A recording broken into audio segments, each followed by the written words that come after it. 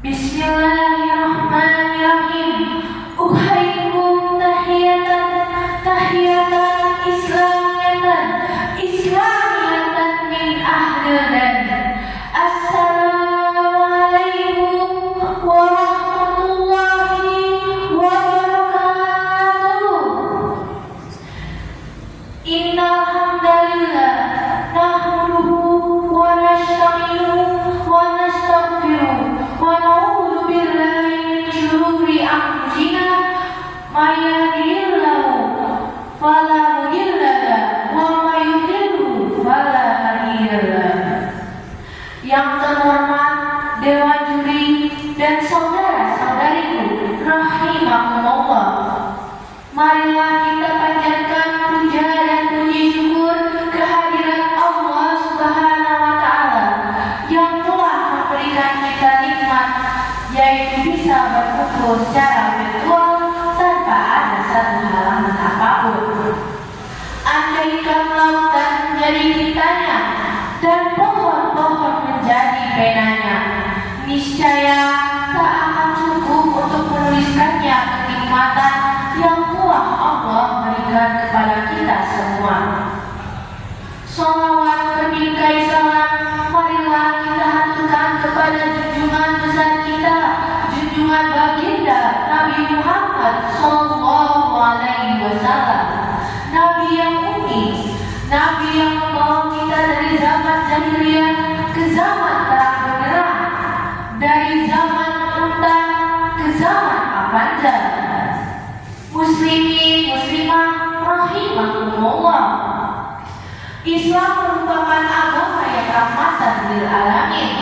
Paradigma tersebut dewasa ini seringkali diungkapkan sebagai pemahaman bahwa Islam merupakan agama yang rahmat, penuh dengan kasih sayang dan kontra terhadap kekerasan terhadap sesama manusia dan alam semesta. Islam rahmatan lil alamin merupakan paradigma yang bisa diambil dari sebuah kesimpulan dari sebuah firman Allah.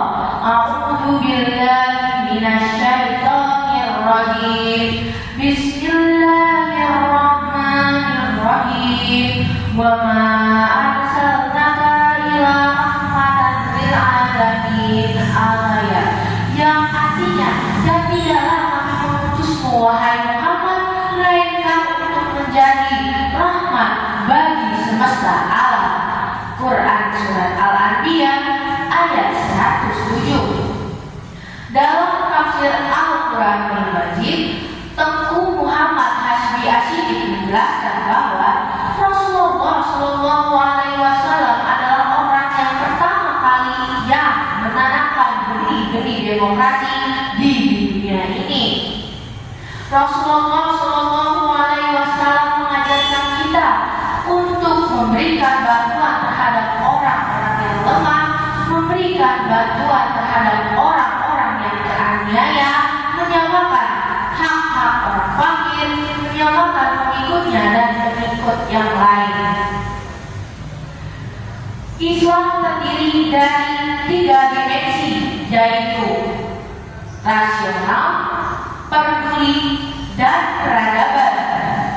Yang pertama, Islam rasional.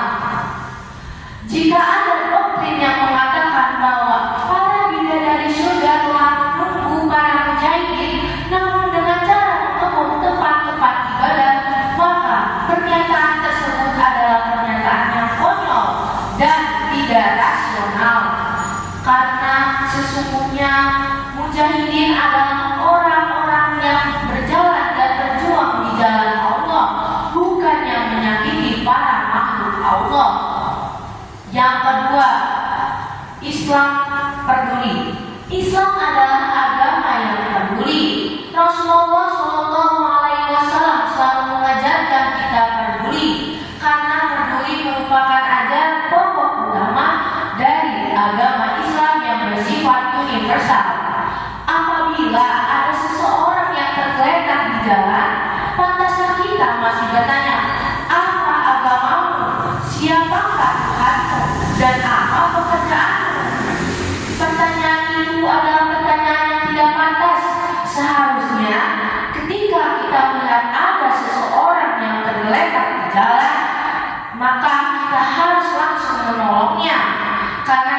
yang tadi, ajaran tolong menolong dalam Islam merupakan ajaran yang bersifat universal. Yang ketiga atau yang terakhir, Islam peradaban. Rasulullah SAW dalam ajaran beliau mengajarkan bahwa kita sebagai manusia harus menjadi manusia yang memiliki beradab dalam peradaban. Dalam ajaran beliau membebaskan perbudakan, menghargai perempuan, menghargai ilmu pengetahuan. Seperti itulah ajaran beliau yang harus kita ikuti, bukan hanya kita lihat saja, karena sesungguhnya ajaran beliau itulah yang akan kita lakukan dan yang akan berguna di akhir zaman nanti. Karena sesungguhnya Islam adalah agama yang mengajak, bukan menginjak. Islam adalah agama yang merangkul, bukan memukul. Islam adalah agama yang bersama, bukan saling bermusuhan. Dan Islam adalah agama yang mengajak bertaubat, bukan bertebar. Mari kita sebagai agama Islam bersama-sama untuk berjuang di jalan Allah, mengikuti syariat-syariat Allah dengan dilan tanpa lelah supaya tercipta kalimat Alhamdulillah. Sekian dari apa yang saya sampaikan. Mohon maaf atas kekurangan.